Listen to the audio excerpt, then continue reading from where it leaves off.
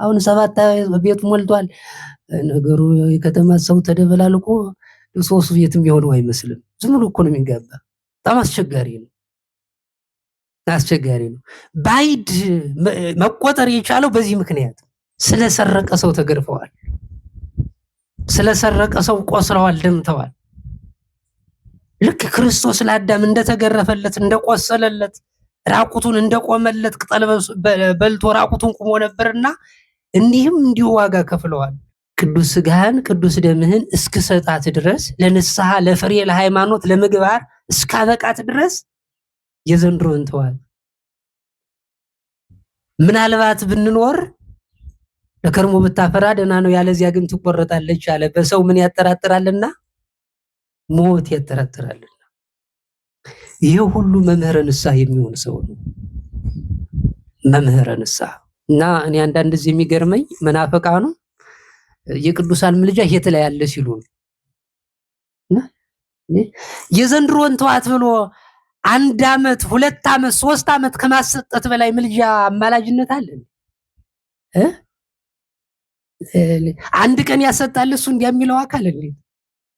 ድንግል ማርያም አንቺ ከማርሽ ማን ነው የሚኮንነኝ ያለ በድንግል ማርያም ተመክቶ ሲናገር ኮናኔ ሥጋው ነፍስ ወልድኪ ያኮኑ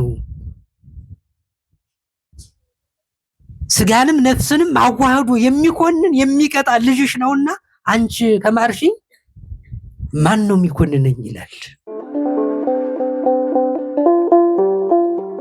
አቤቱ የዘንድሮን ተዋት በሚል ርዕስ እንማራለን። የመቼን ተዋት? የዘንድሮን ተዋት። ይህንን ቃል የተናገረው መጋቤ ብሉይ ቅዱስ ሚካኤል ነው። የሚለምነው እግዚአብሔርን ነው። በዚህ ቃል መነሻነት እዚህ ያለው ሁሉ የዚህ ቃል ባላደራ ነው። ምክንያቱም ሁላችንም እዚህ የተሰባሰብነው የምንማረው አቤቱ ጌታ ሆይ የዘንድሮን ተዋት የሚል ጸሎት አገልግሎት ወደ እግዚአብሔር ማቅረብ እንድንችል ነው። ጌታችን ኢየሱስ ክርስቶስ ደግሞ አባቶቻችን ጥፋት በሚገባቸው ሰዓት ራሱ ማጥፋቱን ይናገር ነበር። ላጠፋ ነው ይል ነበር። ይሄንን ንግግር የሚናገረው አቤቱ ተዋቸው እነሱን ከምታጠፋቸው እኔን አጥፋኝ የሚል ልመና እንዲለመንና ሕዝቡን ላለማጥፋት ሰውን ላለማጥፋት የሰዎቹ ልመና የሚያስፈልገው ስለሆነ ነው። ሰው የሞት አዋጅ የሚያሳውጅበትም እንኳን ሰዓት ቢሆን እግዚአብሔር ግን ሳይናገር ሰውን አይቀጣውም። ለዚያ ነው አባቶቻችን መምህራንም መጀመሪያ ላይ ለ2-3 ቀን ያክል አምክሮት ምክር ይሰጣሉ። ደርሰው አንበርክከው አይቀጡም አይደል? በእርግጥ አሁን ደግሞ መቀጣትን ከላይ እስከታይ ብዙ ሰው የጠላው ነው። በመቀጣት ውስጥ በረከት ነበረ። በዮሐንስ ወንጌል ምዕራፍ 15 ትርጓሜ ላይ አንድ አባት ስለ ሌባ ተደብድበው ልብሱን አምጦ ቤታቸው አስቀመጠ። ሲጨነቅ አይተው ምን ያስጨንቃል ላይ ሊፈተሽ ነውና አካባቢው ልብሱ ደግሞ እኔ ቤት ነው ያለምኔቱ እና ምን ላድርግ ብሎ ሲጮህ ምን አስጨነቀህ? ያንተን ጭንቀትና መከራ እኔ እሸከመዋለሁና አምጠህ እኔ ቤት አስቀምጠው አሉ። መቼም ሌባ መደበቅ ልምድ ስለሆነ አምጥቶ ቤት ላይ መጣል ማስቀመጥ አልፈለገም። ሊደብቅ ባልጋ ውስጥ ዲማጀት ለማጀት አሁን ሳሎን ነው ለዚህ የሚታወቀው እና ሲያንጎዳጉድ ዝም ለሱ በር ላይ አስቀምጠው አሉት። በር ላይ አስቀምጦት ሲሄድ አይ እንደው አባታችን የሱን ቤት ማለፍ ማዳላት ይሆናል ገምተነው ጠርጥረነው አይደለም። በዚህ ሐሳብ ግን እንዲያው ለይተን ከምንተወት ሰው ቤትም ገብተን እንውጣ ብለው ሲገቡ በር ላይ አልተደበቀም። በጣም የተማሩና የተመራመሩ ቢሆን ልብሱ ይደበቅ ነበረ። የተገነዘበው ሰው ግን አልነበረም እና ሲያገኙት አንተ ላህየደና ውስተ ቀጣፊ ያሏቸው በነገሩ አሉበትም ይዘውዬ እኔ አባት የሉበትም። የሰውን ጭንቀት ለመጨነቅ የሰውን መከራ ለመሸከም አልቦ ምዝዘ የአቢ ፍቅር ከዚህ የበለጠ ፍቅር የለም። ስለ ወንድሙ ነፍሱን አሳልፎ ከመስጠት በላይ ለወንድም ከመገረፍ በላይ በእውነት ምን ክብር አለ? ለአዳም ክርስቶስ ተገርፎ 6666 ግርፋት አሳይቶን አይደል? እና ያን ያልተደበቀ ግን በሰረቀ ሰው አምጦ የጣለው ልብስ ሲያገኙ ደበደቧቸው። ከደበደቧቸው በኋላ ውጣልን፣ በቃ አንተ እዚህ ገዳም አታስፈልግም ሲሏቸው ባይሆን ገዳሙንም ዱላውንም እንዴት ይሆናል አሉ። ሁለት ቅጣት አይገባም እና እንዲብቃኝ ዱላውን ተደብድብ ያለሁኝ በአቴንም እንዴት እለቃለሁ? አይ ከተደበደቡ ይሄን ያክል ከተገረፉ እንዲያው ባታቸው እንዴት አድርገን እንዳሉትስ ሁለት ቅጣት ብለው ልብሱን እናነሳለን ሲሉ አልነሳም አለ። ተመሬቱ ተጣብቆ እንደማግኘት እምቢ አለ። ቢጎትት ያለ ልብስ ማን ያንሰው? እና ይዘው ይሄ ነገርማ እንዴት ልብሱ ከሚናገር እንደበላ ማህያ ራስ የልናገር እንጂ አለና አሬ የሰረኩ እኔ ነኝ አለ። እኔ አባት ግን ስለማን ተገርፈዋል? ስለሰረቀ ሰው ተገርፈዋል። ስለሰረቀ ሰው ቆስለዋል፣ ደምተዋል። ልክ ክርስቶስ ለአዳም እንደተገረፈለት እንደቆሰለለት ራቁቱን እንደቆመለት ቅጠል በልቶ ራቁቱን ቁሞ ነበርና እንዲህም እንዲሁ ዋጋ ከፍለዋል። እና አባቶቻችን ቅጣት በሚቀጡበት ሰዓት ላይ ሕግ የሆነ ቅጣት፣ ክብር የሚያስገኝ ቅጣት ነበር የሚቀጡት። የማይገባ ቅጣት ደግሞ ሲቀጡ ሶስት ምስክር አልነበር የሚደረደረው። ራሱ ታምር ይገልጽና ልብሱ አልነሳም ብሎ ታምር አሳይቷል። እኔ ነኝ ሌባው ሲል ግን ልብሱ ከመሬት ተነስቷል። እና በእንዲህ አይነት በመቀጣት ውስጥ ማደግ፣ በመቀጣት ውስጥ መማር ይጠቅማል። እና በዚህ ውስጥ ያለፈ ሰው ደግሞ ነገ የሚለምነው አቤቱ ጌታ ሆይ የዘንድሮን ተዋት ብሎ የሚለምን ይሆናል፣ የሚማልድ ይሆናል። ከእግዚአብሔር ጋር የሚያገናኝ እንጂ የሚያራርቅ አይሆንም። እና በቅዱስ ሉቃስ ወንጌል ምዕራፍ 13 ቁጥር 8 ላይ ታገኙታላችሁ። እንግዲህ ቅዱስ ሉቃስ ግብረ ሐዋርያቱን ጨምሮ የጻፈ ሐዋርያ ነው። መበስር በምድራዊ ሐኪምነት የነበረ ነው። ሰው የነፍሱን ስራ የሚለማመደው የነፍሱን ስራ የሚሰራው በምድር ላይ ነው። ይሄ ሰውዬ የስጋ ሐኪም ዶክተር ነበረ። ስጋን የሚጠግን ሰው ነበረ። ስጋን ከሚጠግንበት ወደ ነፍስ መጠገን ሲሄድ አልከበደውም። መጀመሪያ ሰው ቤቱን ሊሰራ ይገባዋል። ዘይክር ሰሪያ ቤቱ ፎ ያስታምን ቤተ እግዚአብሔር አይደል? አሁን በጣም በሁለቱም መስመር ቤተክርስቲያኒቱም ሀገሪቱም የምትጨነቀው ቤታቸውን ባልሰሩ ሰዎች ነው። ቤቱን መስራት የቻለ ሰው፣ ማስተካከል የቻለ ሰው፣ ቤቱ ውስጥ ሰላም የሰፈነለት ሰው በቤተክርስቲያኒቱም በአገሪቱም ላይ ሰላማዊ እንጂ ሁከት የሚያመጣ ረብሻ የሚያመጣ አይሆንም ማለት ነው። እና ቅዱስ ሉቃስ ከስጋ መጠገን ከስጋ ቀዶ ጥገና ሐኪምነት ወደ ነፍስ ሐኪምነት የመጣ ሰው ነው። የጻፈው እሱ ነው። ሲጀምር እንዲህ ይላል። በአንድ ቦታ ላይ ወይን ነበረች እና ወይኒቱ ሰብል አልሰጣለች። ወይን ከዓመት 3 ጊዜ ያፈራል፣ ከዓመት አንድ ጊዜ ለማፍራት አልችላለች ይላል። ምናልባት ስለ ወይን የምናገር መስሏችሁ ቸላ እንዳትሉት። ወይን የተባለ ማን ነው ስንል እኛው ስለሆን ማለት ነው። እና ይሄ ወይን ይቀየርና የወይኑ ቦታ ፈልሶ ወደ በለስ ይቀየራልና እግዚአብሔር በለስ ተተከለበት። አሁንም ያ ቦታ እንዳለመታደል ሆኖ በለሲቱም እዚያ ቦታ ላይ ተተክላ አላፈራም አለች።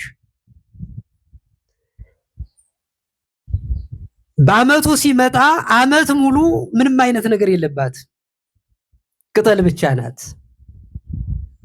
ማፍራት ይጠበቅባት ነበር። አንድ ጊዜም አላፈራች። አይ ገና ሁና ነው ከተተከለች አስቆጠረች 1 አመት ብሎ ታግሶ ቸር ስለሆነ ትቷት ሄደ። እንደገና ለሁለተኛ አመት አይ እስከዛሬማ በ2 አመትማ አፍርታ ይሆናል ብሎ ፍሬ ጠብቆ መጣ። ቢመጣ አሁንም ቅጠል ብቻ ናት።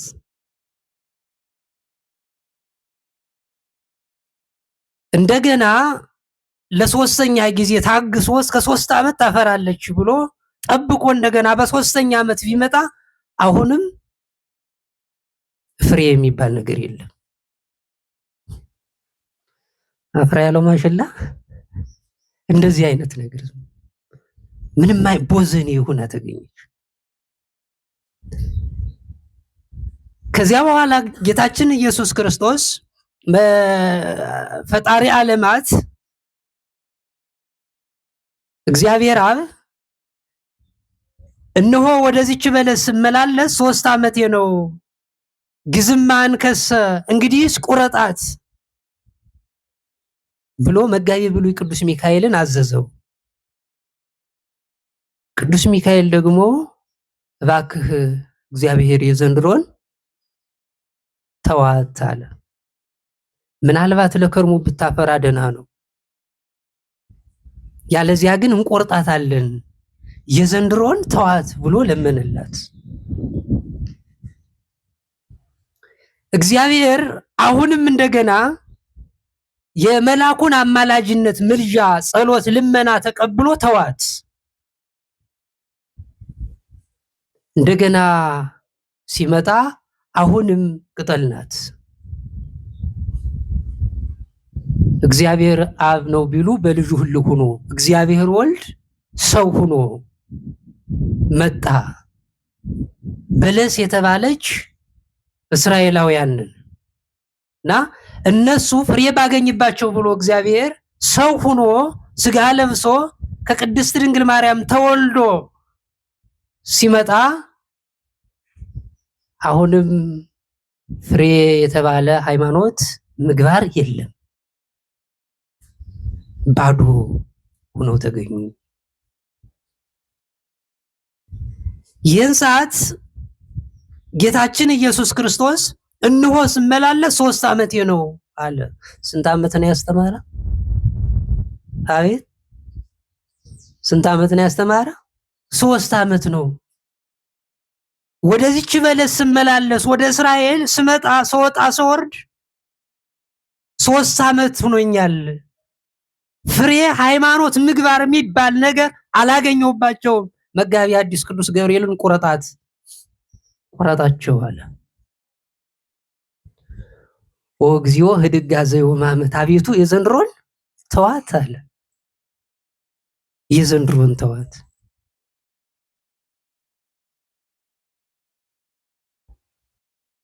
እግዚአብሔር የመላእክቱን የቅዱሳኑን ምልጃ ይቀበላልና አሁንም ተዋት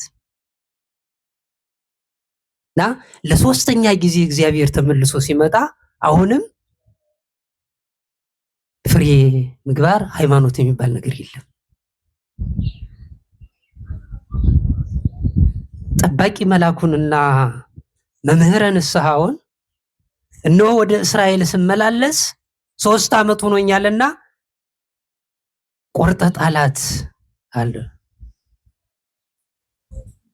መምህረ ንስሐውን አውግዘህ ለያት፣ መሬቱን አወዝነዋለችና ብሎ ተናገረ።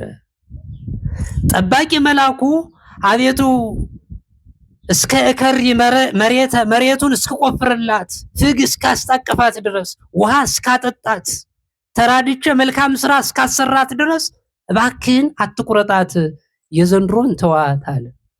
መምህረ ንስሐው ጌታ ሆይ ተራድቼ ንስሐ ሰጥቼ ስጋ ወደምህን ውሃ እስካጠጣት አይደለ ቅዱስ ስጋህን ቅዱስ ደምህን እስክሰጣት ድረስ ለንስሐ ለፍሬ ለሃይማኖት ለምግባር እስካበቃት ድረስ የዘንድሮን ተዋት። ምናልባት ብንኖር ለከርሞ ብታፈራ ደህና ነው፣ ያለዚያ ግን ትቆረጣለች አለ። በሰው ምን ያጠራጥራልና ሞት ያጠራጥራልና። ይሄ ሁሉ መምህረ ንስሐ የሚሆን ሰው ነው። መምህረ ንስሐ ስለ አንዲት በኃጢአት ላለች ነፍስ ሁላችን እግዚአብሔርን ለምነን የዘንድሮን ተዋት ብለን የምንጮህላት ነፍስ ዛሬ በዋጥን ዛሬ ከስጋው ደሙ ተለይታ በመከራ በእሳት ኃጢአት እየተንገበገበች ያለች ነፍስ አለች። ስለዚህ የሚጠበቅብን አንዱ ድርሻ ጌታ ሆይ የዘንድሮን ተዋት አስተምሬ ንስሐ ሰጥቼ ለስጋው ደሙ እስካበቃት ድረስ የሚል የእያንዳንዳችን ጸሎት ወደ እግዚአብሔር የሚቀርብበት እግዚአብሔር ደግሞ ይሄንን ሰምቶ እድሜ ለንስሐ አምና ደብረ ዘይት እኮ 29 ነበረ። የቅዱሳን መላእክትና የቅዱሳን አባቶቻችን ጸሎት የዘንድሮን እድሜ ያሰጠን። ዘንድሮ የተተካውና ዘንድሮ የሚያገለግለው አባት ምእመን ጸሎት የመላእክቱ ረዳት ጸሎትና ምልጃ ደግሞ የትኛውን ዓመት ያሰጣል? የምትቀጥለውን ዓመት ያሰጣል። እግዚአብሔር ግን እየተመላለሰ ምግባር የሚባል ፍቅር የሚባል አንድነት የሚባል መካከላችን ጠፍቶ ምን ይላል? ቁረጣት ይላል። አንድ ዓመት የተባለው ዘመነ መሳፍንት ነው። ሁለተኛ ዓመት ዘመነ ነገስት ነው። ሶስተኛው ዘመነ ካህናት ነው። በዚያ ሁሉ ዘመን በመምህራን አድሬ ስመላለስ ምግባር የሚባል ነገር አሁንም እኮ ብልጭ አለል ያለ ይሄ ነው። በጣም አስቸጋሪ የሆነው የቅዱሳን መላእክት ተራዳይነት የዘንድሮን ተዋት የሚል እድሜ እያሰጠን እንጂ በምንጸልየውና በፍቅራችን በሰላማችን ነው ብላችሁ ነው የምንኖረው አይደለም እኮ። እግዚአብሔር ግን ቸር ታጋጅ ስለሆነ የመላእክቶችን ምልጃ የመምህርን ሰውንም ጸሎት እሱን እግዚአብሔር እየተቀበለ በለስም እንኳን ብንሆንበት በለስ ዘይቢ ቤተ እስራኤል ሙንቱ አይደለም የሚለው በለስ ያልኩ በለስ ቅጠሉን ሳይሆን እስራኤል በመጽሐፍም ተጠቅሷል አይደል? በለስ በለመለመ ሰዓት ማለት ከትልቅ እስከ ትንሽ አንዱ ነው። ኃጢአት በሰራ ሰዓት ማለት እኮ ነው የዓለሙን ፍጻሜ ለሐዋርያ ሲናገር እግዚአብሔር። ስለዚህ ቅጠልም እንኳን ብቻ ሆነን ፍሬ አልባም እንኳን ብቻም እንኳን ሆነን ብንገኝ የዘንድሮን ተዋት የሚለውን መልአክ ግን ሰምቶ እግዚአብሔር እድሜ ይሰጠናል። የምንኖረው በዚህ ምክንያት ነው። እና እኔ አንዳንድ ጊዜ የሚገርመኝ መናፈቃኑ የቅዱሳን ምልጃ የት ላይ ያለ ሲሉ የዘንድሮን ተዋት ብሎ 1 ዓመት 2 ዓመት 3 ዓመት ከማሰጠት በላይ ምልጃ አማላጅነት አለ። አንድ ቀን ያሰጣል እሱ እንዲያሚለው አካል እንዴ 1 ሰዓት የቅዱሳን አማላጅነት እግዚአብሔር የዘንድሮን ተዋት ሲሉት ይሰማል እግዚአብሔር።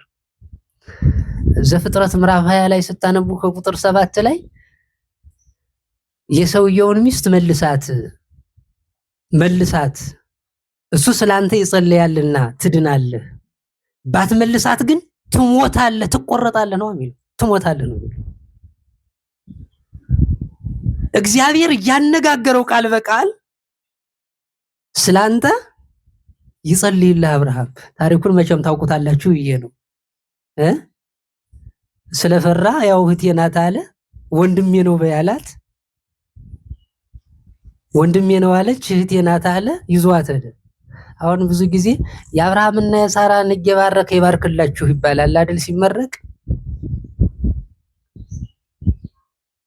እህቴ ናት እንኳን ብሎ ቢሰዳት ከግር ጥፍሩ እስከ ራስ ፀጉሩ ድረስ ሰውየው አበጠ። እግዚአብሔር እንዲማድርጎ ህግን ይጠብቃል። የዘንድሮ ሰው ደግሞ እየተጠባበቀ ነው የሚኖር። እንደው እግዚአብሔር ይጠብቀዋል የማይመስለው ሁሉ ጅላጅል ሰው አለ። እህቴ ናት ብሎ ሰዶ እግዚአብሔር ሕጉን የሚጠብቅለት ስለሆነ ሕጉን ሊጠብቅለት እንጂ ላይጠብቅለት ጻማ ሀገርከ ስላላለው ሰውየውን ማሳበጥ ነው። ማይንቀሳቀስ አደረገው። በኋላ ደግሞ የሰውየውን ሚስት መልሳት ባትመልሳት ትሞታለህ፣ ትቆረጣለህ እያለው ኧረ መልሳለሁ ይቅር በለኝ ብሎ እግዚአብሔር ይቅር ብሎታል እንዴ? ይጸልይልህ አብርሃም አለው። አማላጅ ይፈልጋል። በቃ መልሶልኛል ይቅር በለው ተወው እባክህ የዘንድሮን እንዲለው አብርሃም ይፈልጋል እግዚአብሔር። የቅዱሳን አማላጅነት ይሄ እድሜ ማሰጠት፣ መንግስተ ሰማያትን ማሰጠት። አባ ጊዮርጊስ ዘጋስጫ ለመማርኪን ይግዝእት የዘይኩንን እንዲመኑ ይላል። እውነት የሚገርም ድንግል ማርያም አንቺ ከማርሽ ማን ነው የሚኮንነኝ ያለ በድንግል ማርያም ተመክቶ ሲናገር ኮናኔ ስጋ ወነፍስ ወልድኪያ እኮ ነው። ስጋንም ነፍስንም አዋህዶ የሚኮንን የሚቀጣ ልጅሽ ነውና አንቺ ከማርሽ ማን ነው የሚኮንነኝ ይላል። የቅዱሳን አማላጅነት እድሜ ያሰጣል። የቅዱሳን አማላጅነት መንግስተ ሰማያትን ያስወርሳል። የቅዱሳን አማላጅነት ለገነት ያበቃል። ስለዚህ በዚህ በቅዱሳኑ መላእክት ምልጃ ውስጥ መምህረ ንስሐ አንዱ ተካቶ የሚነገርበት ስለሆነ ነው። ንስሐ ሰጥቼ ለስጋው ደግሞ አበቃለሁ የሚል የእያንዳንዳችን ነገር ለአንዲት በእሳት ኃጢአት በእሳት ለምትንገበገብ በዝሙት ውስጥ ላለች ነፍስ ጌታ ሆይ የዘንድሮን ተዋት። እግዚአብሔር በመጀመሪያ ዓመት የተባለ እስከ ነግ የተባለ 7 ዓመት ነው። የመጀመሪያው የሕፃንነት ውርዞና እርግና እግዚአብሔር በሕፃንነታችን ይመጣል። በሕፃንነታችን ሲመጣ ፍሬ አልባ ውሸታም ብቻ ሆነን መገኘት የለብንም። እውነተኞች ሆነን ልንገኝ ይገባል። እውነተኞች፣ እውነተኛ ተናጋሪ፣ እውነተኛ ነዋሪ፣ እውነተኛ ተማሪ፣ አገልጋይ ሆነን መገኘት ይጠበቅብናል። በ7 ዓመት የመጀመሪያ ዓመት የተባለ እሱ ነው። ከዚያ በኋላ ደግሞ የውርዝውና እሱ እስከ 20 ዓመት ያለው ነው። እስከ 20 ዓመት አሁን የዘመድ ከባይዳ የሚለይበት አዳም እስከ 7 ዓመት 1 ወር ከ17 ቀን ገነት ስለኖረ ነው። እስከዚያ ድረስ አሁን የ7 ቤት ሆኗል ይላል የገጠር ገበሬ። አዳም እስከ 7 ዓመት ባይድ አልሆነም፣ ለሥላሴ አልተለየም፣ ከክብሩ አልወጣም፣ ልጅነቱን አላጣም። ልጅ ነው። ጸበለስ ካፉ ሲገባ በ7 ዓመት ግን ባይድ ሆነ። አሁን 7 ቤት ሞልቷል። ነገሩ የከተማ ሰው ተደበላልቆ 3 ቤትም የሆነው አይመስልም። ዝም ብሎ እኮ ነው የሚገባ። በጣም አስቸጋሪ ነው፣ አስቸጋሪ ነው። ባይድ መቆጠር የቻለው በዚህ ምክንያት ባይድነት የመጣው ማለት ነው። እና እስከ 7 ዓመት እግዚአብሔር ፍሬ ጽድቅ ባገኝበት ብሎ ሰውን ይጎበኘዋል። እስከ 7 ዓመት በሰራው ኃጢአት ይጠየቃል ማለት አይደለም። ግን እግዚአብሔር ሕፃናት ከውስጦስ ታስታውሳላችሁ አይደል? ከውስጦስ በመላኩ ወርዶ ሕፃናት በሚፈጁበት ሰዓት ላይ እነ ሳሙኤል ሁሉ በብሉይ ኪዳን ታስታውሳላችሁ አይደል? ርግብ በራህ ብለው እና ገና 7 ዓመት ሳይሆንን በራሱ ደግሞ አሁን ሰው ገና 7 ዓመት ሳይሆነው አዋቂ ነው የሚሆነው። እስከ 3 ዓመት አባ እመ ማለት ሰው ይቸገራል ነበር። አሁን እኮ በዓመት እንደው መንፈቅ ጀምሮ ለመናገር ነው አይደለም የሚሞክረው፣ ሕፃኑ ሳይቀር እንደተወለደ ማለት እኮ ነው። እና በዚህ አይነት ፈጣንነት እስከ 7 ዓመት አልጠየቅም ማለትም አይገባም። ቁም ነገር፣ ትህትና፣ ስነ ምግባር፣ ጸሎት ከዚያ በፊትም መጀመር አለበት። እግዚአብሔርም የሕፃንነት ህይወታችን ሊጎበኘው ይመጣል። በሕፃንነታችንም እንኳን መልካም ነገር ካልተገኘብን እግዚአብሔር ቁረጣት ግዝማን ከሰ አቤቱ ቁረጣት። ግን የዘንድሮን ተዋል። እንደው አናቱ ላይ የተደፋውን ጎፈሬ አይቶ ይሄንንስ የፈጠረው ይግደለው አይደል ያለ። ያው ክብሩን ቢያጣም መጨረሻ ላይ በዚህ እግዚአብሔር ትእዛዙን ባለመፈጸሙ ክንፉን አረጋግፎ ቢጥለው ግን በቀትር ሰዓት ዲያቆኑ ወደ ቤተ መቅደስ ሊገባ ሲል ወድቆ ሲቀጣጠል ሲያገኙ እባክህን ሕፃንን ያልገድልም ብሎ ሕፃኑን ሳይገል የቀረው አይቆረጥም፣ ይሄን አልቆርጥም ብሎ ክብሩን አጥቶ የሚቆረጠውን ትቶ እሱ ተቆራርጦ ክንፉ ረግፎ በቤተልሔም በኩል ወድቆ ነበረው ቀውስጦስ መልአክ ሰማያዊ ነው ምድራዊ ሲለው ሰማያዊ ነበርኩ ግን ምድራዊ ሆንኩኝ አለ። በእውነት አሁን በስነ ምግባር በትህትና አንዳንድ ጊዜ ልክ እንደ አብነት ተማሪ ባለመኖራችን እንደ መምህርነት እንደ ካህንነት ባለመገኘታችን ሰው አንዳንድ ጊዜ ከሚመንም ደረጃ በታች አውርዶን እንገኛለን አይደል? ልክ እንደ ቀውስጦስ ማለት ነው። ሕግ እግዚአብሔርን ባለመጠበቅ ፈሪሃ እግዚአብሔር አለመኖር በጣም ከባድ ነው እና ደመና ደብረ ቀለሞን ላይ ሲመለከት ሂደህ ለአባ ሳሙኤል ንገርልኝ አለው። አባ ሳሙኤል ለእመቤታችን ቅድስት ድንግል ማርያም ነገረችው። 400 ጊዜታ ካደረሰ በኋላ ቀኝ ክንፉን በቀኝ እጅህ ግራ ክንፉን በግራ እጅህ ይዘህ ተንስ በስሙ ለእግዚእነ ኢየሱስ ክርስቶስ ወበሰለታ ለወላዲቱ ማርያም በጌታችን በኢየሱስ ክርስቶስ ስምና በቅድስት ድንግል ማርያም አማላጅነት ተነስ በለው ብላ ስትነግረው እጁን ክንፉን በቀኝ እጁ ቀኝ ክንፉን በግራ እጁ ግራ ክንፉን ይዞ ብድግ ሲያደርገው ወዲያውኑ የነበረው የተሰበረው የተጠገነው አልቆርጥም ብሎ የተረጋገፈው ክንፉ ተጠግኖለት ወደ ሰማይ ያረገ። ወደ ሰማይ ሲወጣ ለዚያች ሀገር ለብሔረ ገምኑዲ ቃል ኪዳን ገብቶ ይችን ሀገር በረዴት አልለያትም ብሎ አልተዋትም።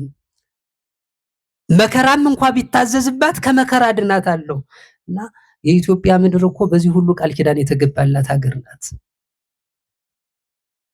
እና የዘንድሮን ተዋት ብለን የምንለምን መቆረጥ እንድትቆረጥ እንድትሞት ለተፈረደባት ነፍስ መቆረጥ መሞት መጥፋት እስከ ኃጢአቷ እንዳይደርስባት በቅዱሳን አማላጅ ውስጥ ገብቶ መለመን የሚችለው ካህን የሚገኝባት እቺ ቤተ ጉባኤም ስለሆነች አቤቱ ጌታ ሆይ የዘንድሮን ተዋት ማለት ያስፈልጋል።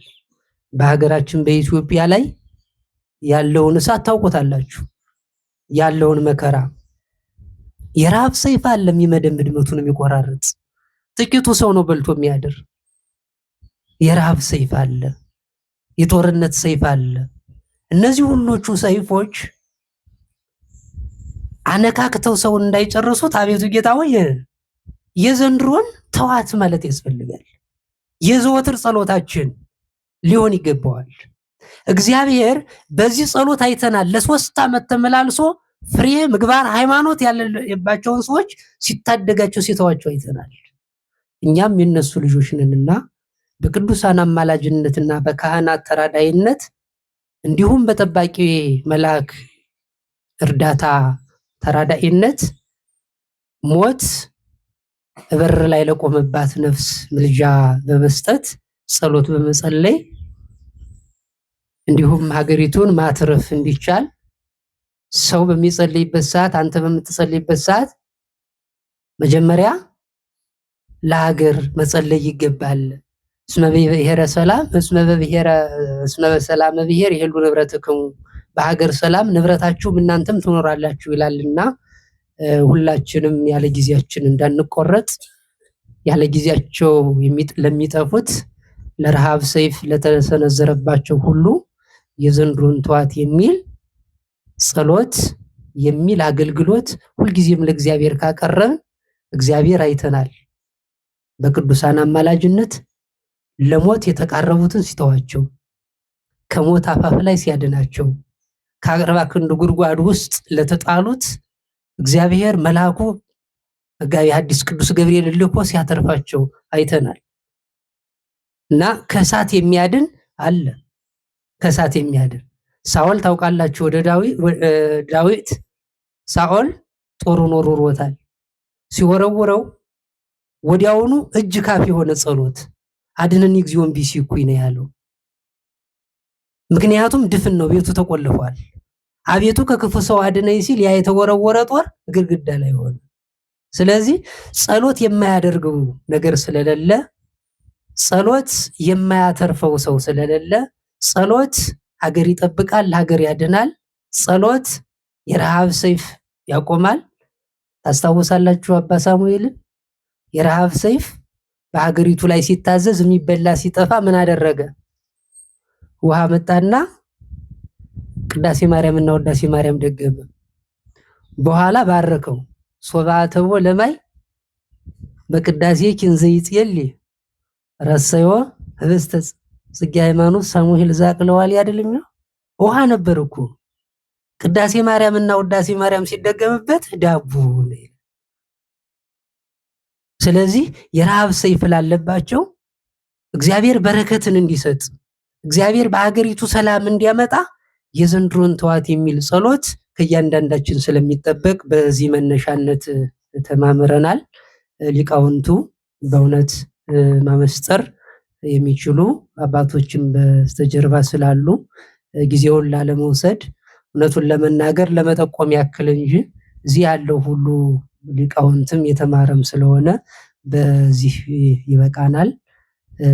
ሀገራችን እግዚአብሔር ኢትዮጵያን የዘንድሮን እንዲምራት ይቅር እንዲላት ሁላችን እንዲጠብቀን ቅዱስ ፈቃዱ ይሆንልን።